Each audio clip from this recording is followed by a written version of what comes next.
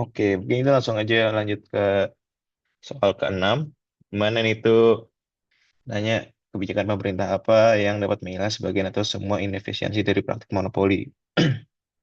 Jadi mungkin untuk sedikit konteks dulu, inefisiensi yang dimaksudkan di soal ini itu apa? Jadi seperti yang kalian belajar di kelas, kalau misalnya monopoli itu kan tadi yang udah gue jelasin mereka ini price maker ya. Mereka ini bisa ngeset harga di atas marginal cost atau markup.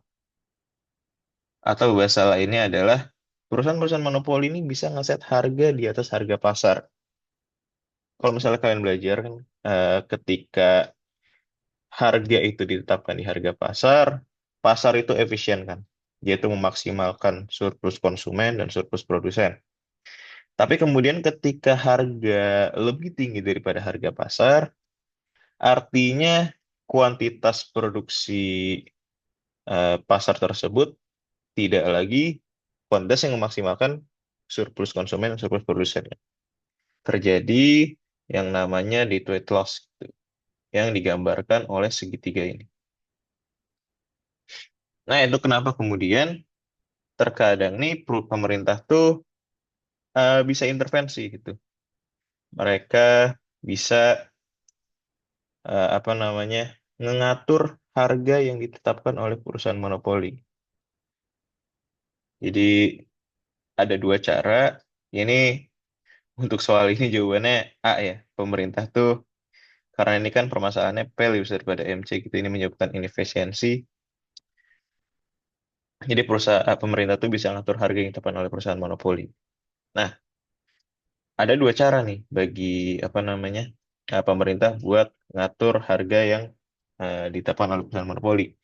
Yang pertama dengan P equals to MC pricing, di mana perusahaan monopoli itu dipaksa buat ngeset harga sama dengan harga pasar gitu. Jadi mereka produksinya nggak lagi di sini, tapi produksinya di sini. Itu memaksimalkan titik yang memaksimalkan surplus konsumen dan surplus produsen. Jadi dead weight loss-nya 100% hilang. Ini juga kalau misalnya di kurva ini digambarinnya di sini. Jadi ngeset harga ketika P sama dengan MC.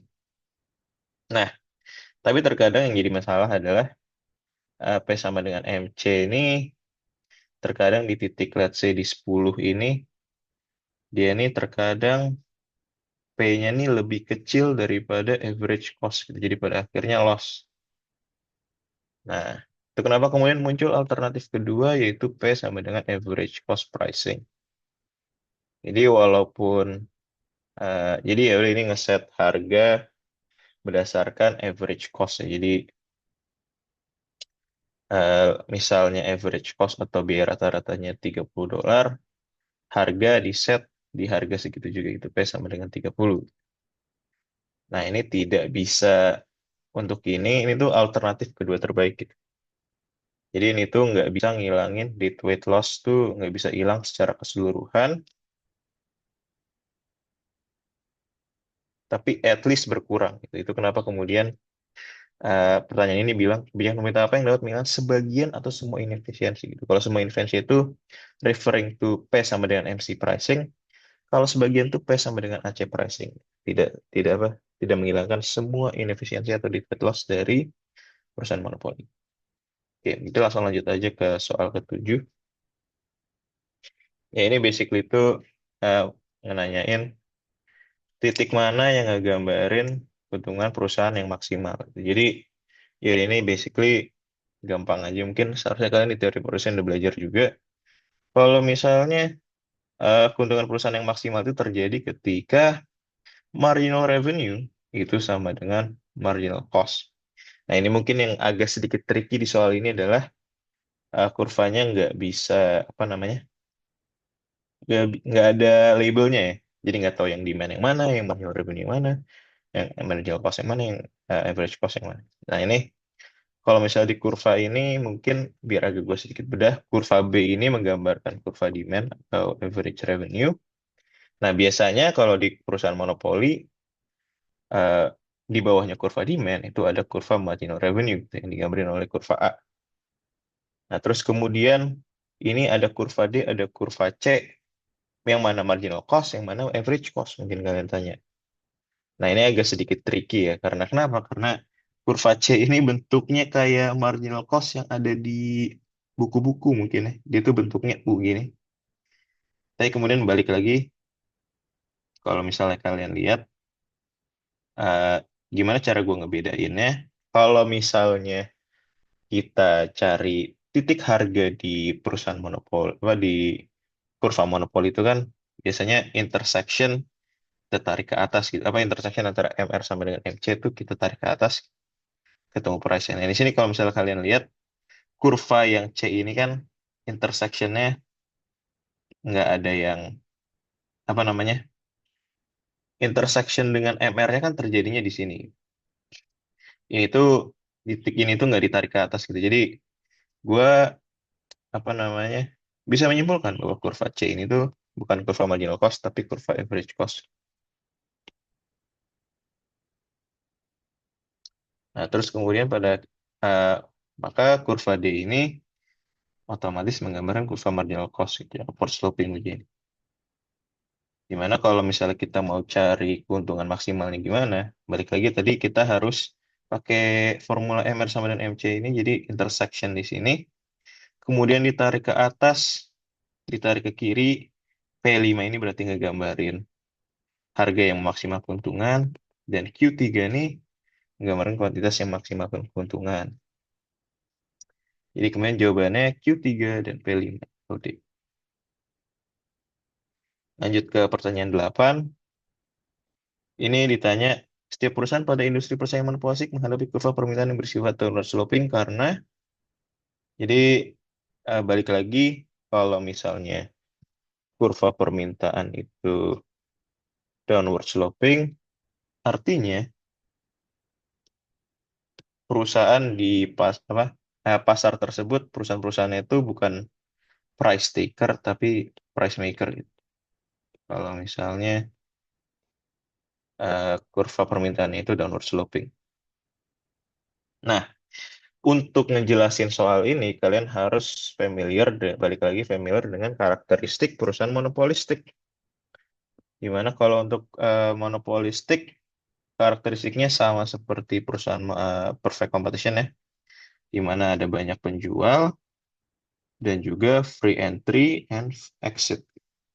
Tapi mungkin yang membedakannya adalah kalau misalnya di perusahaan perfect competition barangnya sama semua, di monopolistik barangnya itu berbeda-beda, differentiate. Jadi pada akhirnya hal inilah yang menyebabkan perusahaan monopolistik itu price maker bukan price taker.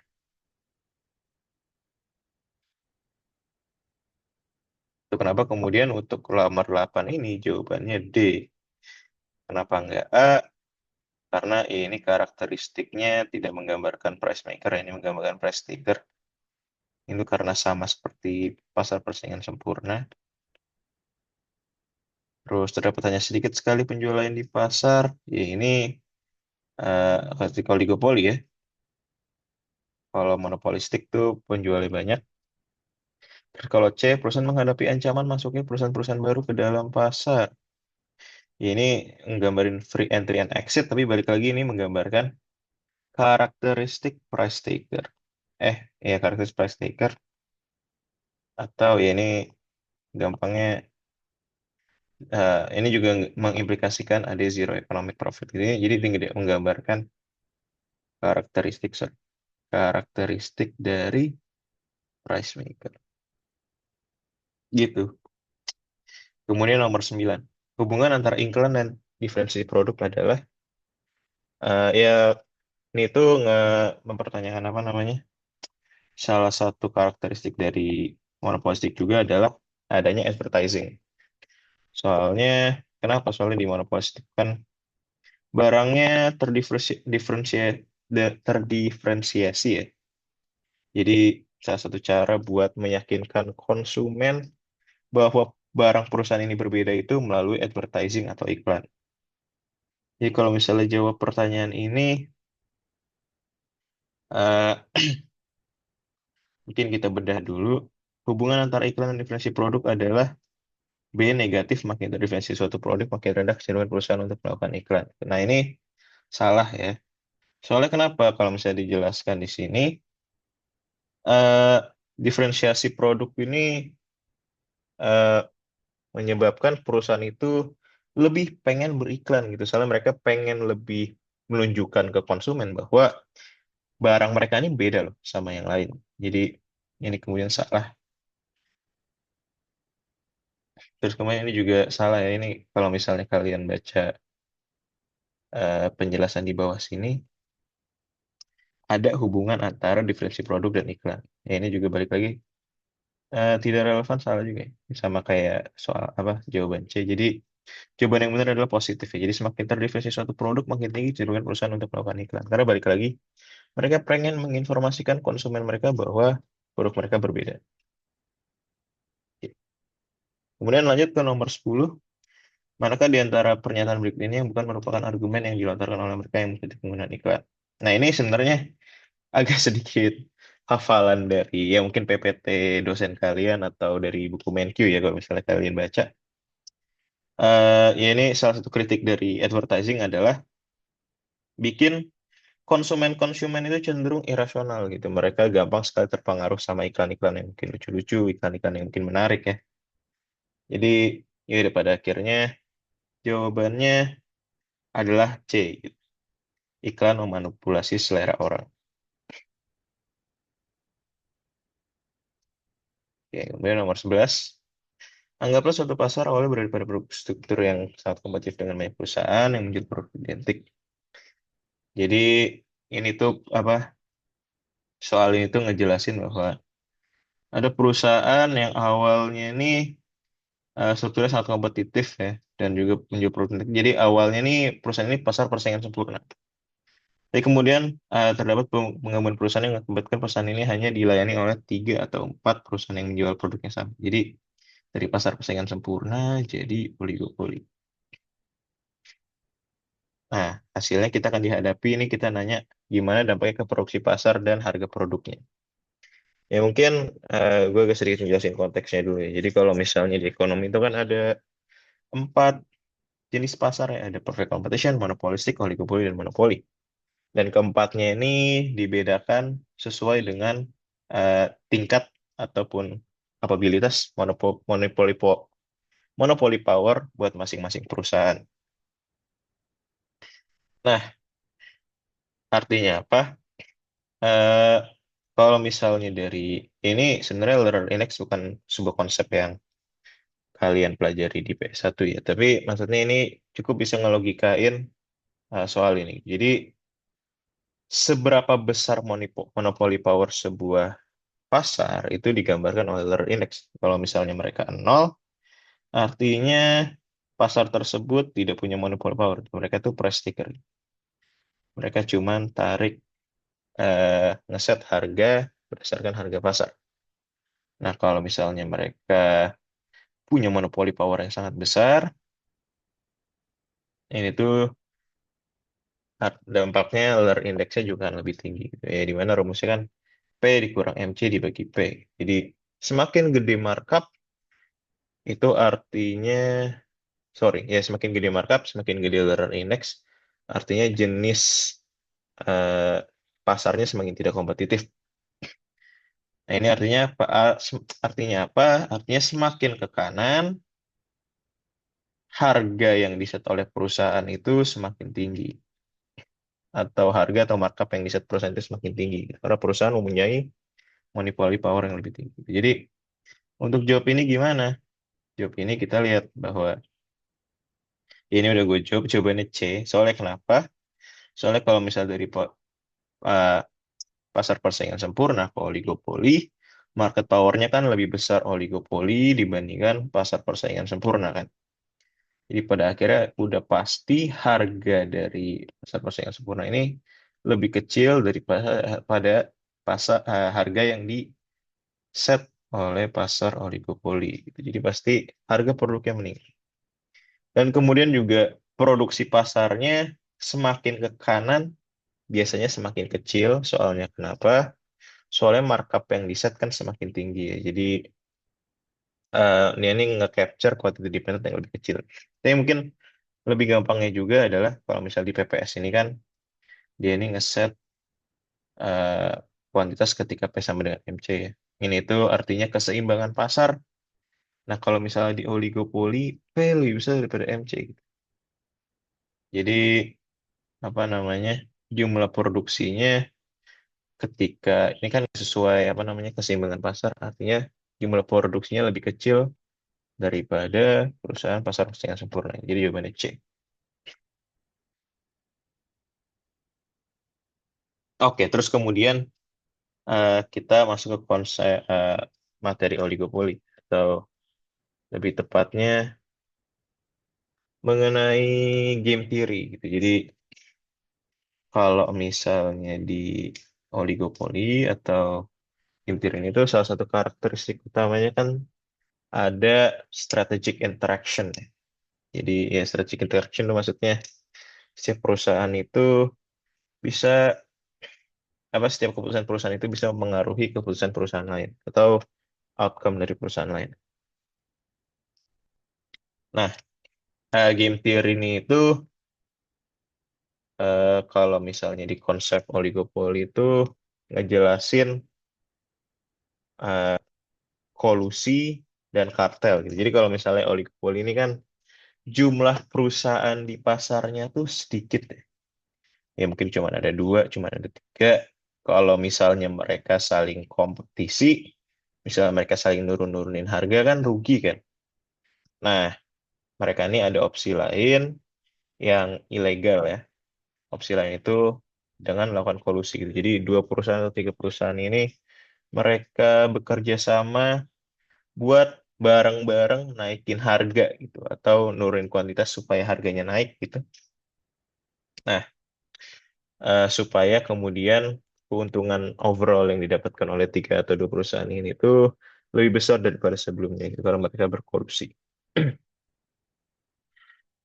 Tapi ya kemudian eh, di pasar oligopoli, walaupun kolusi ini wah kelihatannya ideal, tapi selalu gagal. Apa hampir selalu gagal gitu. Soalnya kenapa? Soalnya ada konsep ada namanya prisoner dilemma gitu.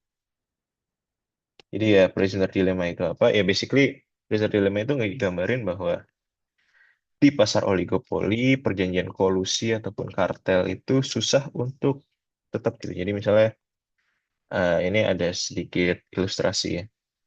Misalnya 7-Eleven sama Casey's. Misalnya awalnya mereka berjanji buat kolusi, mereka berusaha sedikit supaya harganya meningkat. Tapi kemudian kalau misalnya kalian lihat di kanan kan di payoff matrix-nya 7-Eleven, kanan atas. Kalau misalnya 7-Eleven milih buat nurunin harga, ketika cases harganya lagi tinggi-tingginya, 7-Eleven bakal dapat profit yang lebih tinggi, gitu 15.000 dibandingkan 13.200. Nah, itu apa kemudian 7-Eleven akan lebih memilih untuk nurunin harga gitu. Atau bahasa lainnya untuk melanggar eh, melanggar kesepakatan yang 7-Eleven lakukan dengan Casey's itu buat ngeset harga lebih tinggi. Jadi 7-Eleven karena ngeliat ada potensi buat mendapatkan keuntungan lebih tinggi, 7-Eleven milih buat nurunin harga ini. Jadi ya apa pembelinya Casey's pada pindah ke 7-Eleven karena harganya lebih rendah. Tapi kemudian ngelihat 7-Eleven ngambil pembelinya, Casey's kan nggak tinggal diam dong. Dia pasti juga karena profit dia berkurang ya dari 13.200 ke 11.000, Isis bakal milih buat nurunin harga juga. Jadi apa namanya? Ini kan kalau bisa dibandingin ketika 7-Eleven cheat, Casey's kan kalau misalnya Colut dapat 11.000, kalau misalnya dia cheat juga dapat 12.000, lebih untung buat Casey's untuk cheat juga, buat nurunin harga juga. Karena profit dia yang dia dapat tuh 12.000. Lebih tinggi daripada kalau misalnya dia tetap Colut. Itu kenapa kemudian Nash equilibriumnya terdapat di garis merah yang ini. Di mana di titik ini sudah tidak ada lagi apa namanya? Sudah tidak ada lagi best response yang bisa dimainkan oleh setiap parties. Nah, itu kenapa kemudian juga eh, game theory ini nih ngejelasin konsep prisoner dilemma di mana yang awalnya ada satu opsi di mana keduanya sama-sama untung, tapi karena ada yang namanya incentive to cheat, sorry, incentive to cheat, maka pada akhirnya menghasilkan suboptimal Nash equilibria di Nash equilibria yang tidak optimum. Itu kenapa kemudian di sini tuh ketika pasar organ mencapai keseimbangan Nash, jawaban itu B, gitu. Perusahaan tidak lagi mendapatkan keuntungan maksimal. Soalnya di pasar oligopoli biasanya terjadi prisoner dilemma tadi. Oke, kita langsung lanjut aja ke pertanyaan nomor 13 ya. Jadi ya udah ini balik lagi mengenai prisoner dilemma dan apa oligopoli tadi. Jadi keseimbangan Nash ini tercapai ketika profit apa? Jadi mungkin agak ada sedikit trik buat kalian nih. Jadi kalau misalnya game theory ini di PS1 biasanya ya, paling sering tuh munculnya modelan prisoner dilemma begini. Jadi kalau misalnya ini mungkin sedikit trik tapi gue nyaraninnya kalian tetap analisa sih. Tapi biasanya kalau misalnya di PS1 ini equilibriumnya tuh adanya di Nash equilibrium yang suboptimal gitu. Jadi eh, kedua parties ini memainkan strategi yang sama, tapi apa namanya payoff-nya lebih rendah daripada opsi yang lain. Jadi kan ini global fishing milih jumlah kecil, star fishing milih jumlah kecil, profitnya 600 juta kan. Nah, kalau misalnya jumlah besar kan 500 juta. Nah, biasanya kalau misalnya PS1 nih, jawabannya yang 500 juta ini. Soalnya kenapa? Soalnya balik lagi prisoner dilemma tadi. Equilibriumnya untuk perusahaan oligopoli ini biasanya suboptimal gitu, jadi tidak optimum. Tapi ya, kalau mau dianalisa secara proper, caranya gimana? Eh, caranya biasanya kalian, kalau gue saranin, harus cari opsi pertama yang overall payoff-nya paling tinggi gitu. Jadi kalau misalnya dibandingin ini kan, ini overall payoff-nya 1.100 ya, ini 1000, yang ini 1.100, 1.100, ini 1.100, ini 1.000, ini 1.200. Nah, ini kalian kalau misalnya mau analisa secara proper, dilihatnya dari apa mainin gamenya ini dari payoff yang paling tinggi dulu nih. Jumlah kecil, jumlah kecil. Nah, terus kalian pilih satu parties gitu. Misalnya gue pengen jadi global fishing. Oke, terus kita lihat POV-nya global fishing. Misalnya Star Fishing milih buat produksi jumlah kecil. Kalian bandingin nih opsinya global fishing. Mereka lebih untung jumlah kecil atau jumlah besar sih kalau misalnya Star Fishing jumlah kecil. Bisa dilihat di sini payoff-nya global fishing kan lebih tinggi kalau misalnya eh, mereka produksi jumlah besar. Jadi ini di 800 dibandingin 600. Berarti payoff-nya kita pindah dari sini kanan. Nah, terus kita lihat dari POV-nya global fishing, kita lihat nih POV-nya Star Fishing. Kan global fishing sekarang milih buat jumlah besar, kita bandingin opsinya Star Fishing. Dia lebih baik jumlah kecil atau jumlah besar. Kalau misalnya jumlah kecil, Star Fishing kan dapat 300 juta. Kalau misalnya jumlah besar, Star Fishing dapat 500 juta. Lebih untung 500 juta dong. Artinya, Star Fishing bakal pilih buat jumlah besar juga di sini. Nah, apakah titik sini sudah Nash equilibria? Sudah, karena setiap perusahaan nggak punya alternatif opsi yang lebih baik daripada titik ini gitu. Mereka nggak bisa pindah apa namanya untuk mendapatkan PF yang lebih tinggi. Jadi pada akhirnya jawabannya adalah 500 juta dan 500 juta. Oke, Ya ini 14 singkat aja. Ini nih mempertanyakan perbedaan pasar barang dan pasar produksi apa? Salah. Kenapa? Soalnya kalau di pasar input ini tetap ada keseimbangannya. Jadi ya ini kalau misalnya eh, di silabus kalian ini kan baru belajar kompetitif kan. Jadi ya keseimbangan pasar di faktor produksi itu terjadi ketika value of material productivity of labor itu sama dengan wage. Terus kemudian C, kemudian suatu faktor produksi yang bersopin dan mengganggu permintaan. Ini juga salah ya ini. Ini konsep barang given ya. Tapi ya ini nggak nyambung sama pasar input. Ini dia udah pasti salah karena A sama C salah. Terus ya udah B, permintaan faktor usia adalah permintaan turunan atau derived demand. Nah ini benar. Soalnya kenapa? Soalnya ya fact apa demand for inputs atau demand buat labor misalnya itu tuh derived demand itu turunan dari demand uh, output gitu. Jadi kalau misalnya jumlah output jumlah permintaan output meningkat, let's say quantity demanded for labor juga bisa ikut meningkat gitu. Jadi demand for labor tuh biasanya eh, turunan dari demand-nya output gitu. Jadi semakin besar, semakin tinggi demand output, semakin tinggi juga demand labor karena buat memproduksi lebih banyak kan butuh labor yang lebih banyak. Oke. Kemudian nomor 15. Untuk perusahaan yang kompetitif dan maksimal keuntungan, kurva permintaan tenaga kerja sama dengan ini bisa dibilang hafalan dari materi sih.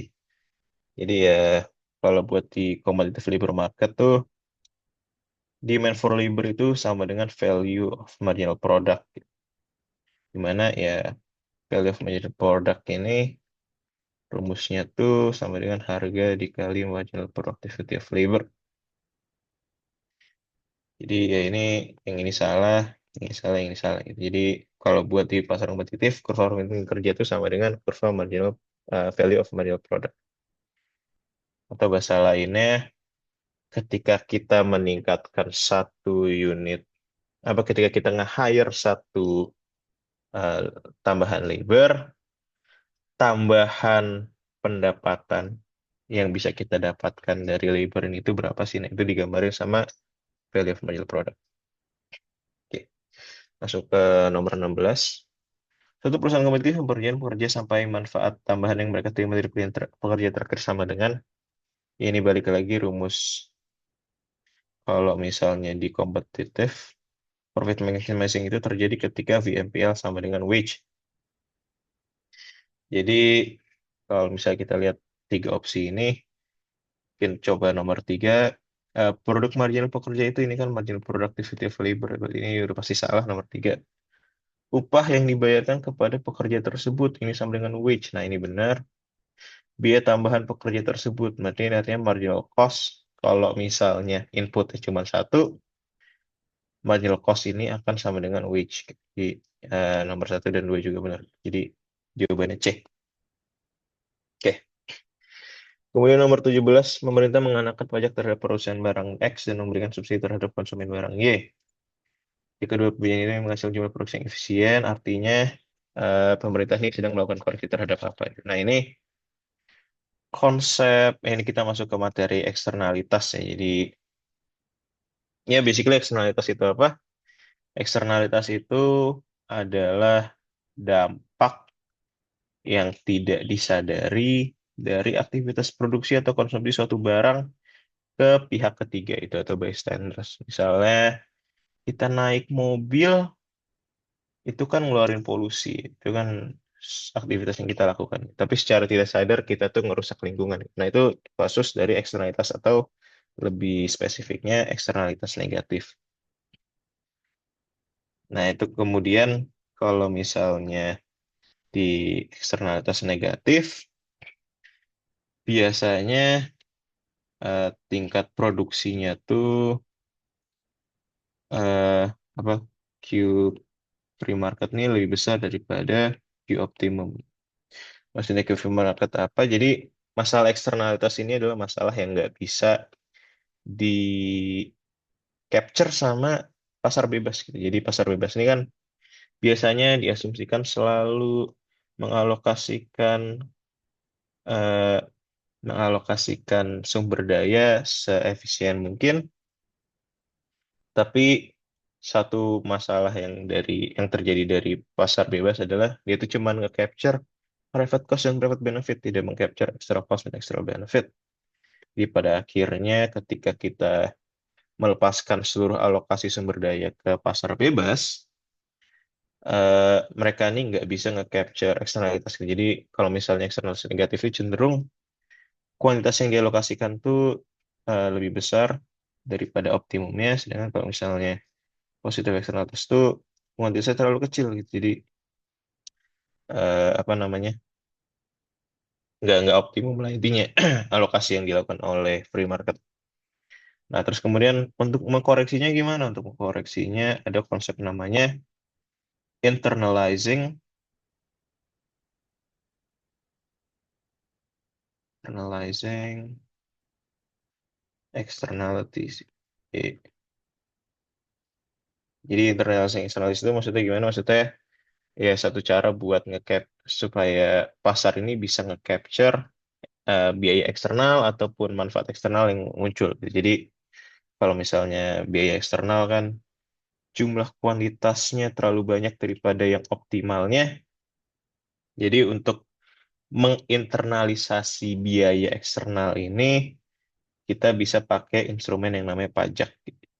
Ya, pajak terhadap perusahaan barang X berarti artinya barang X ini adalah barang yang menghasilkan negatif externalities.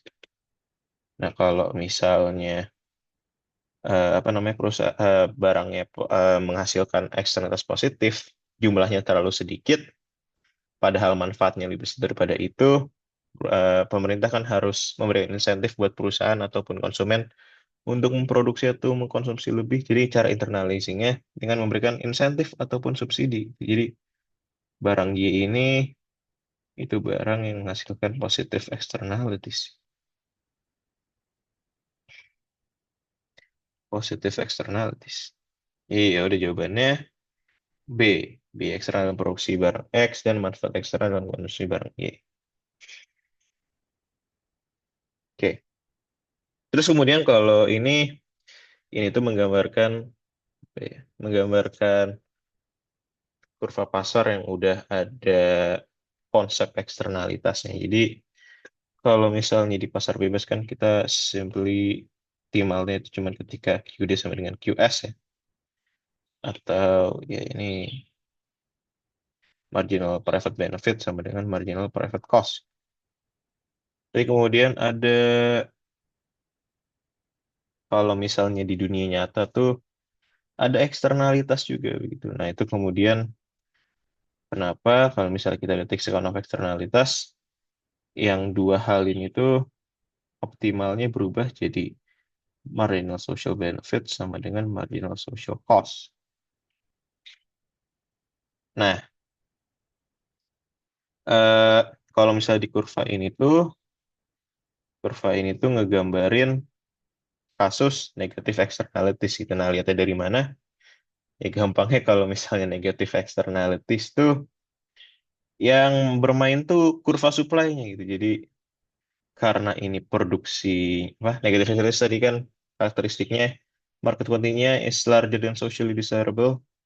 Jadi private cost ini menggambarkan supply-nya free market ya. Jadi ya udah ini itu 650 ini menggambarkan tingkat output yang dialokasikan berdasarkan alokasi free market. Nah, terus kemudian 500 ini menggambarkan alokasi yang optimum ketika MSB sama dengan MSC. Jadi udah buat ngejawab pertanyaan ini karena harus tentuin dulu nih, ini negative externalities atau positive externalities. Kalau misalnya negative externalities artinya kan jumlah produksi perusahaan itu sebelum ada intervensi pemerintah kebanyakan. Kalau misalnya positif kesedikitan. Nah, cara lihatnya gimana? Cara lihatnya kalian lihat yang apa yang bermain tuh supply atau demand ya. Biasanya kalau supply itu ngegambarin negative externalities. Artinya produksi pasarnya lebih banyak daripada tingkat optimal. Jadi ya udah pasti harusnya di 500, terusnya malah di 650. Nah, ya udah kemudian Jawabannya ada A. Pasar akan produksi 150 ton lebih banyak dari tingkat optimal secara sosial. Karena ya balik lagi ini kasus negative externalities. Oke, masuk ke pertanyaan nomor 19. Jadi ini nanya ada dua barang. Barang A, karakteristik non-livable dan non-excludable. Kemudian barang B, karakteristiknya rivalry dan excludable. Mungkin sebelum kita ngejawab ini, gue mau jelasin konsep apa itu excludable atau rivalry. Jadi kalau misalnya excludable ini adalah barang-barang yang sifatnya tuh kalian tuh bisa nge apa ya bahasanya, menghalangi orang lain untuk memakainya gitu. Jadi misalnya misalnya mungkin ya udah misalnya mungkin kalian beli nasi uduk gitu. Kalian pengen beli nasi uduk, penjualnya ngeset harga di 15.000 kan. Artinya orang-orang yang nggak punya duit 15.000 nggak bisa makan nasi uduk. Nah, itu adalah contoh dari excludable gitu. Penjual nasi uduk ini bisa nge-exclude orang-orang yang nggak punya duit 15.000. Atau ya udah misalnya kalian main ke Dufan, main ke tempat wisata gitu kan, ada tiket masuknya 20.000, atau ya Dufan mungkin 200.000 misalnya. Ya kalau misalnya kalian nggak punya duit 200.000, kalian nggak bisa masuk Dufan, kalian nggak bisa bayar Dufan. Nah itu adalah contoh dari excludable. Nah kalau misalnya non-excludable gimana? Non-excludable kebalikannya. Artinya nggak ada harga yang di set ataupun sesuatu apapun yang bisa nge-exclude orang lain. Itu misalnya kalian eh ya udah kalian pengen menikmati oksigen gitu. Oksigen kan nggak perlu bayar. Nah itu contoh dari barang yang non-excludable.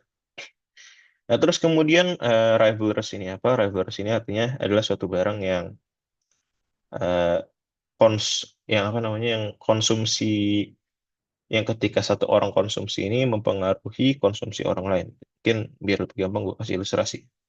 Misalnya ini ada gelas air, let's say awalnya isinya segini. Misalnya ada dua orang. Orang yang pertama minum airnya sampai seperempat gelas. Nah, orang yang kedua kalau misalnya pengen minum dari gelas yang sama, dia udah nggak bisa minum apa udah nggak bisa menikmati air sebanyak ini lagi kan dia hanya bisa menikmati air sebanyak ini artinya apa konsumsi air orang A mengurangi jumlah air yang bisa dikonsumsi oleh orang B. Oke, mungkin lebih gampangnya lagi misalnya di meja makan ada 4 donat misalnya terus ada orang A, ada orang B. Orang A misalnya ambil donatnya 3, kalau misalnya orang B pengen makan donat, sisa donatnya cuma ada satu kan. Nah ini contoh dari barang reverse, donat ini barang reverse. Soalnya kenapa? Eh, soalnya ketika eh, orang A mengkonsumsi lebih banyak donat, jumlah donat yang bisa dikonsumsi orang B berkurang. Jadi yang awalnya mungkin kalau misalnya eh, pembagiannya even, orang B bisa konsumsi 2 donat, tapi karena orang A tamak ambil 3 donat, jadi sisa donat yang bisa dimakan oleh orang B ini cuma sisa satu. Nah, ini contoh dari reverse. Nah, terus kemudian ditanya nih, barang A ini non-rivalry dan non-excludable, dan barang B rivalry dan excludable. Nah, ini kita masuk sekarang ke konsep. Ini kalau misalnya kalian lihat ini ada beberapa eh, apa ya, beberapa pembagian dari karakteristik sebuah produk. Jadi kalau misalnya produk itu excludable dan rival, dia itu namanya private goods gitu. Jadi private goods ini adalah barang-barang yang ya gampangnya bisa dialokasikan oleh pasar bebas lah. Karena perusahaan ini punya insentif untuk memproduksi barang tersebut. Tapi kalau misalnya perusahaan itu non-excludable dan non-rivalrous, ya ini masuknya public goods. Jadi ya public goods itu contohnya mungkin kayak apa namanya ya tentara tuh Ya, apa namanya, tentara tuh kan dia ngejaga seluruh masyarakat di sebuah negara, tapi tidak semua masyarakat bayar pajak buat tentara ini kan. Nah, ini apa National Defense itu salah satu contoh dari public goods, atau contoh lainnya mungkin lampu merah. Lampu merah itu kan dia non excludable karena semua orang bisa pakai lampu merah, mau itu pengemis, mau itu orang kaya, mau itu mahasiswa, semuanya bisa pakai lampu merah dan kita nggak perlu bayar buat lampu merah, dan sifatnya non reverse karena mau kita mau ada 5.000 orang, 1.000 orang, 10.000 orang yang ada di jalanan, eh, konsumsi atau manfaat dari lampu merah ini nggak berkurang. Nah, itu adalah contoh dari public goods. Kemudian yang jadi masalah dari public goods apa? Yang jadi masalah dari public goods adalah free market nggak bisa alokasi. Soalnya nggak ada insentif. Kalau misalnya perusahaan swasta jual apa namanya produksi listrik, apa untungnya? Sorry, so, produksi lampu merah, apa untungnya bagi mereka kan? Mereka nggak dapat duit, nggak dapat apa. Jadi pada akhirnya free market kan allocate. Nah ini kenapa kemudian jawabannya C? Soalnya B ini kan eh, B ini dia rivalry sama excludable kan, itu barang private. Jadi bisa disediakan secara efisien oleh perusahaan swasta. Tapi A harus dibiayai melalui pajak karena A nih public goods. Dia ini non-revenue sama non-excludable. Perusahaan swasta nggak punya insentif buat produksi barang public goods. Jadi itu kenapa harus disediakannya melalui pajak. Kenapa jawabannya C. Kemudian terakhir, ya ini ada eh, kasus cerita ya. Misalnya, perpanjangan permanen yang meresmikan tarif untuk mobil pribadi yang berlaku saat ini adalah 7.500. Nah ini kita harus cari clue-nya dari karakteristik tarif lurus sama excludable. Ini kalau misalnya ada tarif 7.500, ini tuh sudah menandakan bahwa barang ini itu excludable. Jadi orang yang nggak punya duit 7.500 atau orang yang nggak punya duit 7.500 intinya nggak bisa make jalan tol ini. Itu sifatnya excludable. Nah, terus kemudian meski berlayar, sangat banyak kendaraan yang berhenti pada jam-jam sibuk sehingga menimbulkan kemacetan yang menambah waktu perjalanan. Nah, ini ada kemacetan di sini. Sebagai jenis barang untuk jalan tol jalan tol Jagorawi tersebut pada situasi di atas adalah, nah ini karena kemacetan ini tuh menggambarkan sifat driverless gitu. Jadi kalau misalnya jalan tol dia tuh plong, mau ada 5.000 mobil, mau ada 10.000 mobil, selama lancar penambahan mobil ini kan nggak mempengaruhi konsumsi mobil lain, mengaruhi manfaat yang didapatkan oleh mobil lain. Mereka sama-sama bisa ngebut-ngebutan di tol. Tapi kalau misalnya macet nih, misalnya ada 5.000 mobil ngendat jalannya, ditambah lagi 1.000 mobil lagi.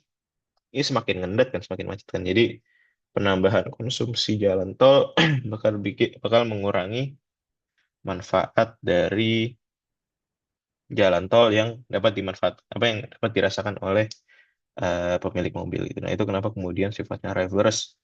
Nah, kalau misalnya kita lihat di tabel ini, barang apa yang rivalrous sama excludable, balik lagi private goods.